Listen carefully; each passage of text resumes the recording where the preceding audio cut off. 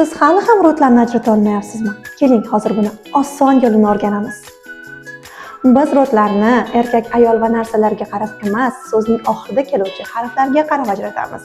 So'zning oxiridagi harflar undosh bo'lsa, murskoy rod, например, karandash yoki do. So'zning oxiridagi harf a, ya yoki mягкий знак bo'ladigan bo'lsa, bunda женский rod, например, kniga, ручка. Agar so'zning oxiridagi harfimiz o yoki ye bo'ladigan bo'lsa, bu средний rod, например, окно yoki море. Hop, bizdagi birinchi fikr murskoy rod erkaklarga, женский rod ayollarga degani-chi? Albatta, buni ham tushuntirib o'taman. Bizda erkaklar hamisha murskoy rodda bo'ladi, ya'ni ular a, ya bilan tugaydimi yoki boshqa harflarning farqi yo'q. Ayollar esa o'z-o'zidan hamma ismlari a, ya, shuning uchun ham женский rodda. Средний rodda esa umuman jonli ot yo'q. Jonsiz otlargina bo'ladi xolos. Lekin bu degani jonsiz ot faqatgina средний rodda bo'ladi degani emas. Ko'rdingizki, jonsiz otlar murskoy rodda ham, женский rodda ham bo'lishi mumkin.